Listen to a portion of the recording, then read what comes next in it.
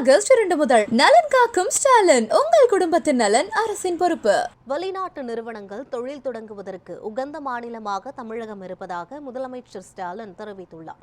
சென்னை நந்தம்பாக்கத்தில் உள்ள வர்த்தக மையத்தில் நடைபெற்ற நிகழ்ச்சியில் நகராட்சி நிர்வாகம் மற்றும் குடிநீர் வழங்கல் துறை சார்பில் தேர்வான 2538 பேருக்கு பணி நியமன ஆணைகளை முதலமைச்சர் மு ஸ்டாலின் வழங்கி வாழ்த்தினார். அப்போது பேசிய முதலமைச்சர், மாணவர்கள் தேக்கமடையாமல் தங்களை மேம்படுத்திக் கொள்ள வேண்டும் என்று அறிவுரை வழங்கினார். மாணவர்கள் தங்கள் பெற்றோர்களை மகிழ்ச்சியாக வைத்துக் கொள்ள வேண்டும் என்றும் தெரிவித்த முதலமைச்சர் ஸ்டாலின், 20 லட்சம் கல்லூரி மாணவர்களுக்கு தமிழக அரசின் சார்பில் மடிக்கணினிகள் வழங்கப்படவிருப்பதாக கூறினார்.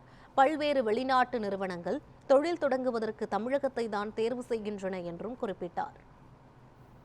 தொழில் வளர்ச்சிக்கு தேவையான உட்கட்டமைப்பு வசதிகள்,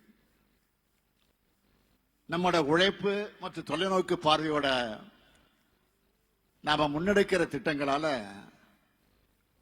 தமிழ்நாடு இன்னைக்கு தொழில் வளர்ச்சியில இந்தியாவிலேயே முன்னணி மாநிலமா இருக்கு. பல்வேறு இந்திய நிறுவனங்களுக்கும்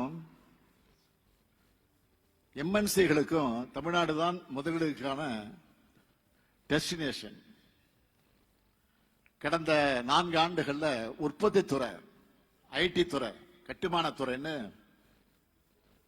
பல்வேறு வகையான தொழில் நிறுவனங்கள் மேற்கொண்ட 941 புரிந்துணர்வு ஒப்பந்தங்கள் மூலமாக 10,63,000 கோடி ரூபாய் அளவுக்கு தமிழ்நாட்டில் முதலீடுகள் செஞ்சிருக்காங்க. இதனால 2,30,856 பேருக்கு வேலை வாய்ப்பு கிடைச்சிருக்கு.